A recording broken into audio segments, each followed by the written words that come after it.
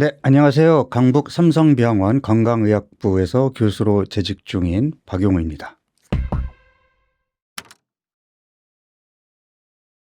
네, 워낙 유명하신 또 원장님을 모시고 저희가 이제 다이어트에 대해서 하나하나 알아볼 텐데 스위치온 다이어트 구체적으로 어떻게 이제 식단을 전개하는지 여쭤보고 싶은데 먼저 1주차 3일 동안은 단백질 쉐이크와 채소, 두부, 플레인 요거트만 먹어야 된다고 하는데 이때 몸에는 어떤 일이 벌어질까요, 그러면? 일단 피하 지방 조직이라는 곳이 지방을 저장하는 창고인데 네. 우리 몸에 탄수화물을 저장하는 창고도 있거든요. 그게 이제 간하고 근육인데 탄수화물 저장 창고는 지방 저장 창고의 100분의 1도 안 돼요. 그러니까 간만 해도 저장할 수 있는 탄수화물의 양이 100g입니다. 그리고 근육은 뭐 사람마다 다르니까 차이는 있겠지만 뭐 한 100에서 300g. 그런데 지금 현대인들이 신체 활동량 대비 탄수화물 섭취가 많거든요. 그러니까 탄수화물이라는 에너지원은 급성 에너지원, 바로바로 써야 되는 에너지원인데 하루 세 끼 밥 먹고 후식으로 과일 먹고 중간중간 과자 집어 먹고 떡 먹고 과일 먹고 이러면 어쨌든 내 몸에서 필요로 하는 양보다 넘치면 이것도 저장 창고를 넘어가게 되면 문제가 생기잖아요. 근데 현대인들은 지금 무조건 저장 창고를 넘길 정도로 많이 먹고 있어요. 그리고 저장 창고를 넘기는 순간부터 대사 이상이 발생하는 거예요. 그러면 이미 대사 이상이 발생해서 살이 찌는 현상을 보인 사람들에게 일단 창고를 좀 비워야 되지 않을까요? 어느 창고를 먼저 비워야 될까요? 지방 창고일까요? 탄수화물 창고일까요? 탄수화물 창고겠네요. 그래서 첫 3일 동안 탄수화물을 못 먹게 하는 거예요. 근데 보니까 첫 3일에는 커피도 금지라고 이제 커피는 알고 제가 네. 수면의 질 때문에 네, 왜냐하면 우리 몸을 회복하는 데 있어서 가장 중요한 게 숙면이거든요. 근데 뚱뚱한 사람들은 전반적으로 수면의 질이 떨어져 있어요. 그러니까 이 사람들이 잘 잘 수 있게 하려면 일단은 뭐 카페인부터 끊어야 되겠죠. 그래서 이제 저는 4주 내내 카페인을 끊게 했는데 직장인들의 원성이 커피가 그렇게 직장인들의 생명수인 줄은 몰랐습니다. 요즘 뭐 달고 살죠, 사실. 네, 그래서 그냥 제가 한 걸음 양보해서 첫 주만 끊어보자.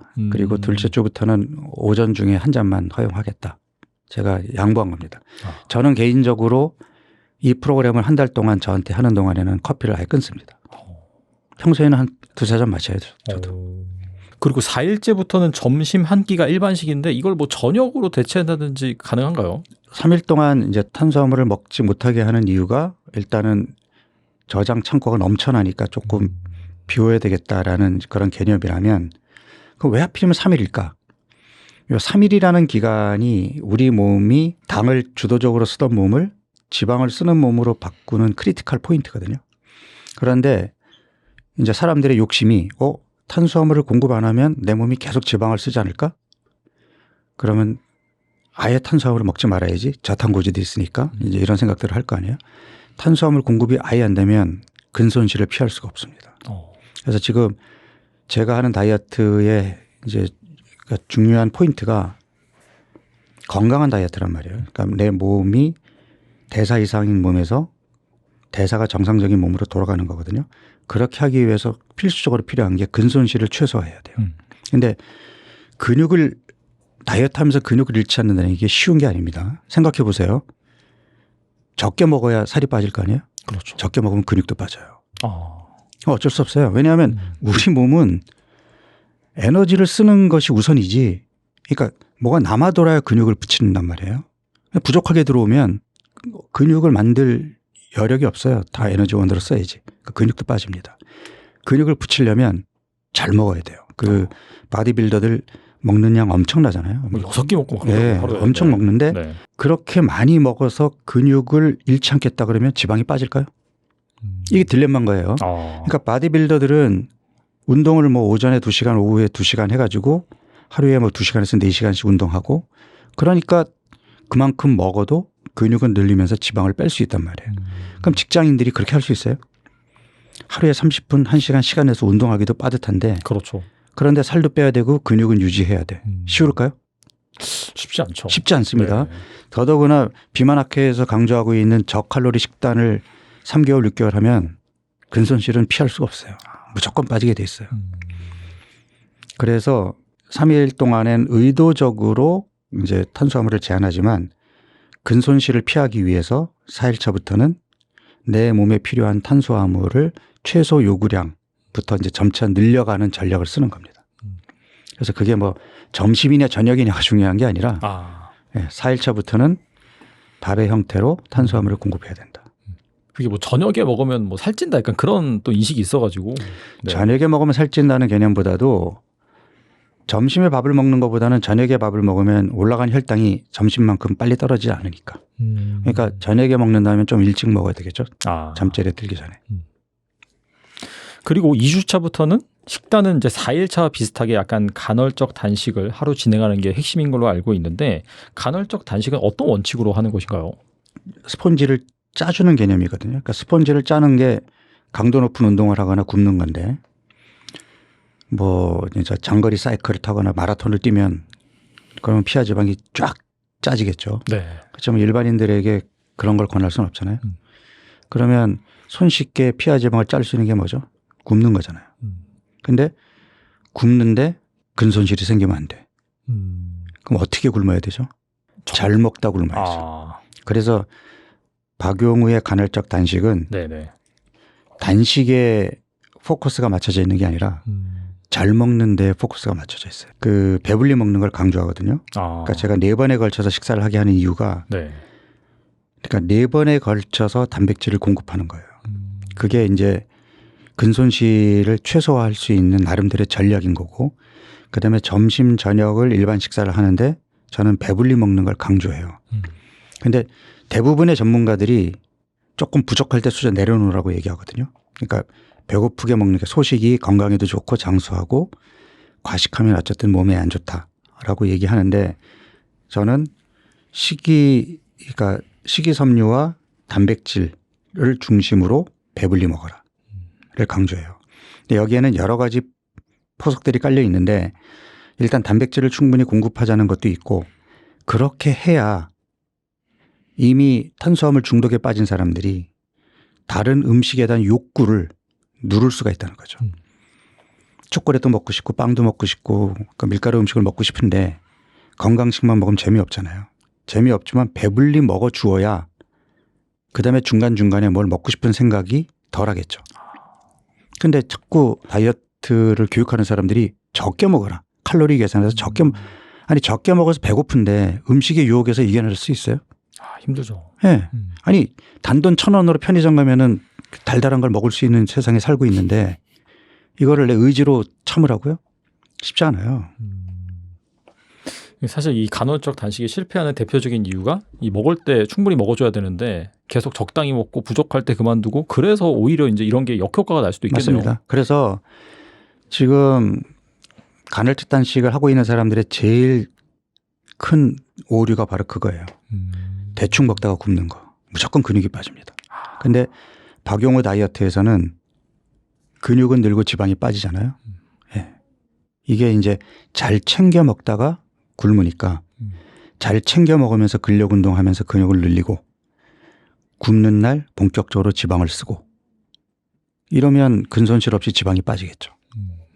그래서 저는 잘 챙겨 먹는 걸 강조합니다. 그리고 이제 3주차부터는 주 2회로 간헐적 단식을 하는데 연달하거나 그보다 더 안 되는 이유는 무엇인가요? 그러니까 24시간 단식은 이제까지의 임상 경험상 보편적으로 이게 나이가 많든 적든 또는 뭐 질병이 있든 없든 해볼 수 있는 방법인데 24시간 이상 하게 되는 거는 개인 차이가 크더라고요. 그래서 지금 제가 제시한 박용우 다이어트 프로그램은 어떤 개개인의 특성을 맞춘 게 아니라 프로토콜화한 거잖아요. 그렇죠. 일반화한 것이죠. 네. 근데 그렇게 할 수밖에 없다 보니 개개인에 따라 다를 수 있는 것들을 여기에 다 집어넣지는 못하고 그나마 보편적으로 실천할 수 있는 누구나 실천할 수 있는 방법으로 하다 보니까 이제 그렇게 한 것이고요. 그 다음에 24시간 간헐적 단식을 일주일에 2번을 하게 되면 생각해 보세요. 그러면 일주일 중에 이틀은 한 끼밖에 안 먹는 거예요. 나머지 아무리 배불리 먹으세요, 잘 먹으세요 해도 일주일 동안 다 먹은 거를 7로 나누면 하루에 섭취한 칼로리는 저칼로리만큼 적겠죠. 그런데 근육은 늘고 지방은 빠진다니까요. 이게 박용호 다이어트의 핵심입니다. 보니까 이제 4주차부터는 주 3회 간헐적 단식을 하는데 실제로 여기까지 이제 성공으로 가는 그런 분들이 좀 계신 편인가요?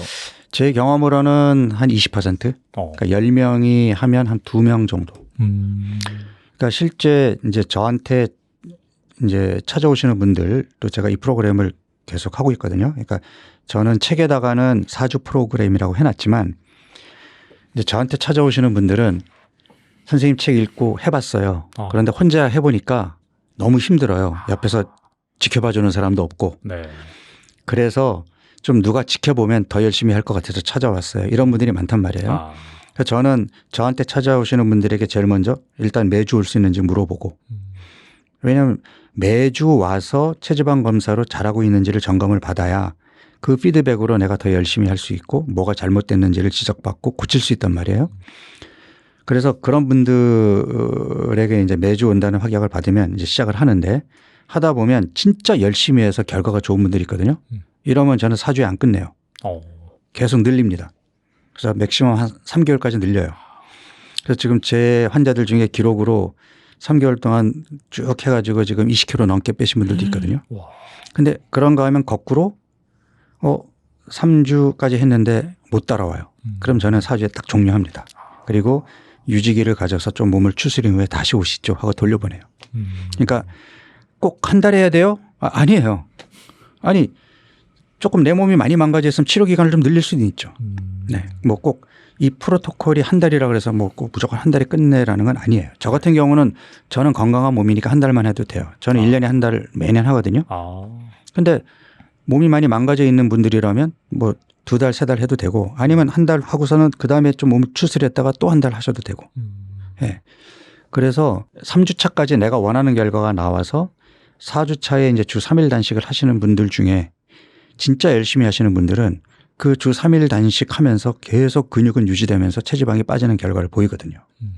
근데 이제 물론 뭐 검사 결과를 봤더니 근육이 좀 빠졌어? 그럼 다시 3주차로 돌아갑니다. 네. 그러니까 개개인의 상태에 맞게끔 조절하면 돼요.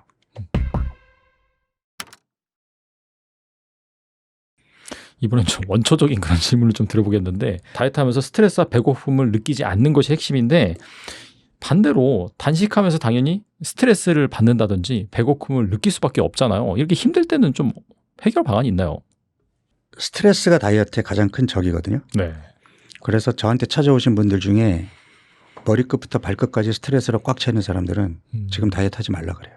무조건 실패합니다. 그러니까 주변 환경을 정리하고 나서 해야 돼요. 아니 지금 뭐 당장에 해결해야 될 프로젝트가 산더미고 그 일 때문에 5시간밖에 못 자고 하루 종일 앉아서 일해야 되고 어떻게 다이어트 하죠? 못 해요. 그래서 일단은 스트레스에서 벗어나야 돼요. 그리고 저는 다이어트를 스트레스라고 생각하지 마라. 이거 스트레스는 결국은 내가 만드는 거거든요. 내가 어떤 상황을 스트레스라고 인식해야 이게 스트레스가 되는 거예요. 그러니까 어차피 내가 해야 되는 다이어트라면 즐겁게 하자. 그러니까 한 달 후면 내가 더 건강해지는데 건강해지는 한 달 후의 모습을 상상하면서 이제 예전에 입었다가 못 입던 옷을 다시 입을 수 있다라는 또는 한 달 후에 내가 성공하면 그 보상으로 나한테 뭘 사줘야지 하는 이런 생각으로 어쨌든 그걸 이겨내면 되는 거예요. 사람들이 지금 질문처럼 단식하면은 배고파서 짜증나고 스트레스 받지 않을까? 이게 사실 우리 몸은 간간히 굶어줘야 되거든요. 그러니까 굶는데 익숙한 그런 유전자로 만들어진 몸이에요. 그래요? 아니 생각해 보세요. 인류 두 발로 걸어 다니는 우리 인류의 30만 년 역사에서 지금처럼 한 끼도 거르지 않고 꼬박꼬박 챙겨 먹는 게 불과 50년? 60년? 그러니까 아니 100년 전만 해도 생각해 보세요. 이렇게 몇 끼니 꼬박꼬박 챙겨 먹을 수 있었는지. 그러니까 굶는 데 익숙해 있어요. 그러니까 원시 인류 때부터 가을철에 일부러 뭐 과일 먹고 살찌워 갖고 겨울 내내 추위와 굶주리면서 이겨냈어야 됐고 그러니까 우리 몸이 가지고 있는 다양한 기능들을 다 활용해야 되는데 그러니까 운동을 안 하는 것도 그렇고 굶지 않는 것도 그렇고 사실 생각해 보세요. 운동이 스트레스 안 받아요? 운동하면? 스트레스 받죠. 힘든 운동하면? 싫고. 그러니까 그거 왜 하죠 근데? 건강해지려고 뭐 하는 거겠죠. 그러면 네네. 아니 굶어서 건강해지는데 안 굶을 이유가 있을까요? 똑같은 거예요. 네네. 자, 내가 운동 안 하고 그냥 일상생활을 뭐 걸어 다니고 앉아 있고 안 움직이면 편하죠. 근데 운동하는 거 싫어요. 그리고 내 몸으로 하여금 힘들게 숨도 차죠. 근섬유도 찢죠. 통증도 오죠. 근데 그렇게 해야 근육이 더 강해지고 내 심장도 튼튼해지고 오래 산단 말이에요.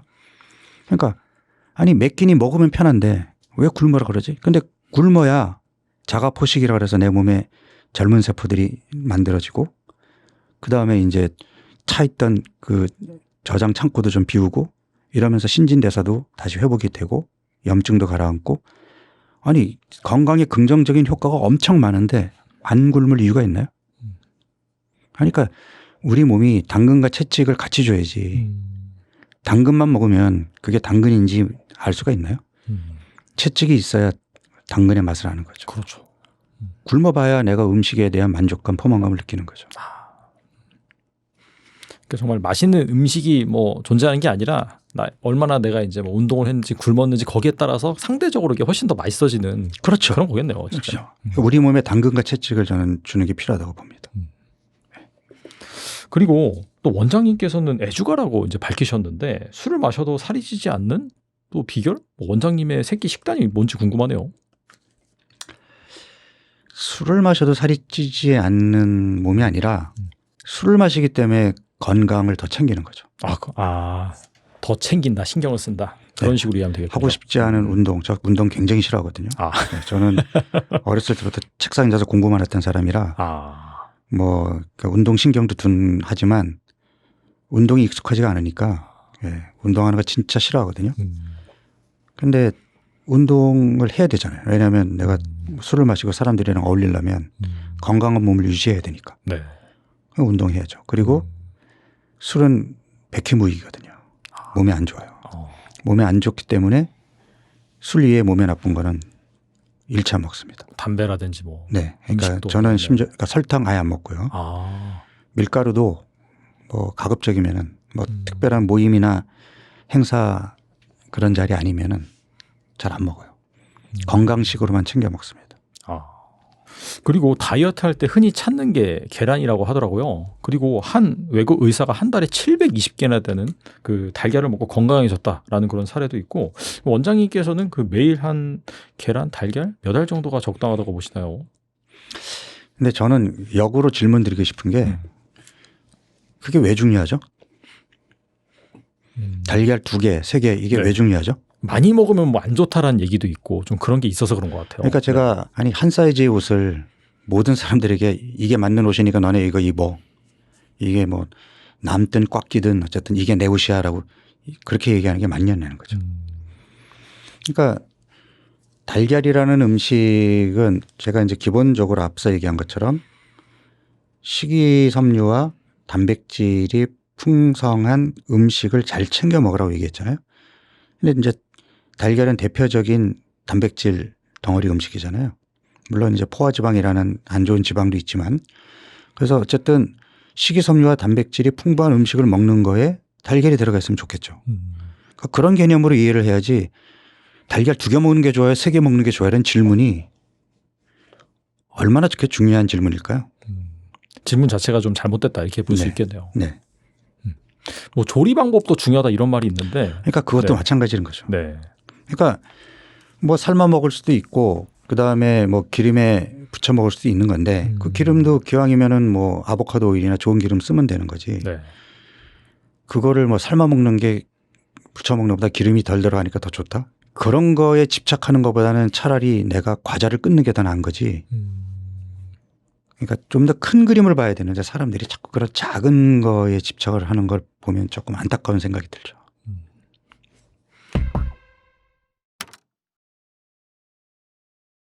그리고 이제 운동을 앞서 이제 싫어한다고 하셨지만은 또 건강하게 또 사람들과 어울리기 위해서는 운동을 또 한다고 하셨는데 걷기를 이제 운동이 아니라고 이제 말씀하신 걸로 알고 있는데 1시간씩 또 뭐 몇만 보씩 걷는 사람도 있잖아요. 이런 케이스 같은 경우에도 운동 효과가 없을까요? 그러니까 이를테면 우리가 이제 병원에 가면 치료를 하잖아요.